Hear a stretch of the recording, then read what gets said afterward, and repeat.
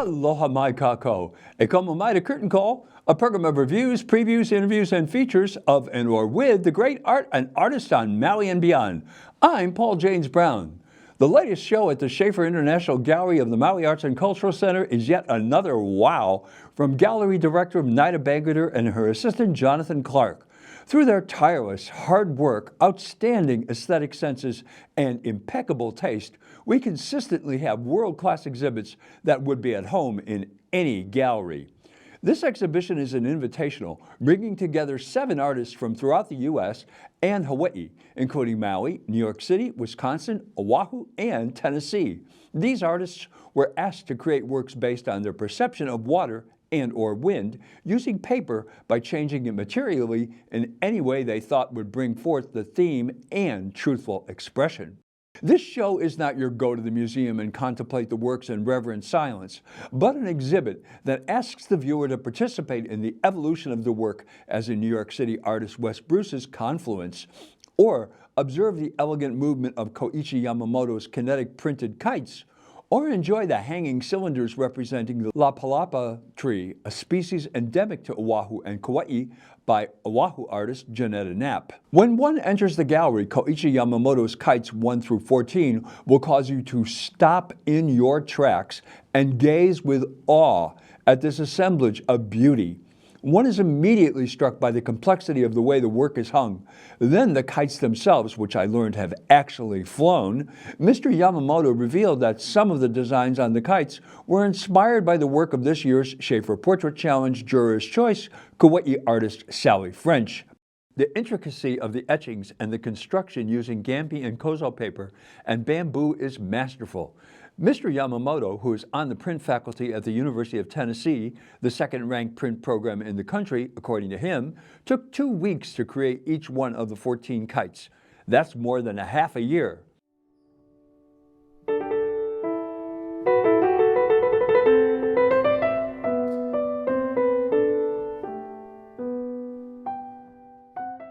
I would love to see them in the air. He has 2 monotype prints on paper. This translates to salt currents. The motion is palpable, and one can almost taste the salt. This one translates to water territory. It feels as if one is under the water looking at the land. In the next gallery is the work of Oahu artist Janetta Napp, who was inspired by lapalapa, a tree endemic to Oahu and Kauai. She tried to portray the wind in this series of charcoal on paper drawings. In some, you feel like you better hang on to your hat. In these, she specifically aimed to demonstrate the effect of different levels of wind conditions on the leaves of the lapalapa. Here is gust, and then breeze. Erin McAdams from Wisconsin and Deborah Nehmad from Oahu collaborated on a series of copper plate direct gravure prints. This involves transferring an image, either a drawing or a photo, to a copper plate through a photo process. It is etched in acid, inked, and pressed onto paper. Shinkolei is a technique where the image is printed on gampi, a fine Japanese paper which captures the plate's finer details and enhances the image through subtle color difference. The gampi is bonded onto a heavier paper in the printing process. What they wanted to do was to blend the water in the snow from Wisconsin with our ocean water and see what contact between water and paper, ink and water, press and plate would yield. Here are 2 works called Connections. Can you see them? Do you see the snow and the seawater? This one is called Currents Series 1 through 6, and these feature the Shinkolei process.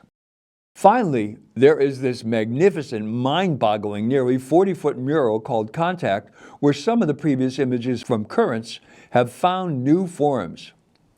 All of these pieces were printed by Maloney Printing in Portland, Oregon.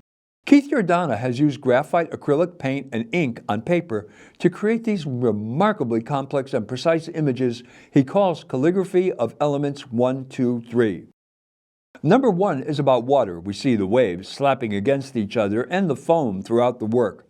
Number 2 has what appears to be a vertebrae, and there is a great deal of green in this. Finally, in number 3, There is a bone structure like a rib cage at the base, and it appears more terrestrial than 1 and 2. There are several mysterious elements common to all three works. One is what appears to be Arabic writing describing, I presume, a figure like in a book. The other are drips on all of the works, some of which are outlined in ink and others aren't. The excellence of the hand that created these pieces cannot be overstated. These are superb examples of exceptional drawing technique. Maui's own Zenobia Lakdawalla has given us 2 series of prints. Aftermatter Prints, series untitled 1 through 18, is a series of 2-dimensional collaged lino-cut prints on paper, and Aftermatter Forms untitled 1 to 10 is a 3-dimensional series of lino-cut prints on paper dipped in resin. These processes, we are told in the information about the exhibit, make the work unstable and pliable. When the artist manipulates them, they are unpredictable and idiosyncratic. Her prints look almost like wet bags, and her 3-dimensional work looks like it's blowing in the wind. A perfect coda for the show's theme. Now we come to Mr. Bruce's work entitled Confluence. Here is what Mr. Bruce had to say about the work. So on these 2 symmetrical curving walls, the upper portions are going to have all this watery, wavy fabric, and the space kind of investigates the overlap of human language and the fluency of water. So you think of something like there's a human body and then there's a body of water, or I poured my heart out, or my heart is parched, or I feel like I'm drowning, or set adrift, or cry me a river, or I feel buoyant. Like all these ways that we can describe our emotional selves through the language of water. And then on top of all of these portions, the floor, the walls, I have a fictional language that is based on the emotional intelligence and spiritual metaphorical capacity and texture of water. So it's kind of hieroglyphic, it's very wavy, and that language is just going to be everywhere, and all these little poetic grabs, sort of stream of consciousness throughout the space as well. And then these back tables are going to have resources so people can come in and respond to the space through poetry, through illustration. We'll have like the Rosetta Stone key for that fictional language, so they can come in. And you're allowed to touch everything. You can walk through here and just sort of metaphorically dive into all those ideas. Over a 3-week period where the artist will be in residence, he is planning on doing workshops with registered participants, and the public is invited to interact with the work and to leave some poetic thoughts.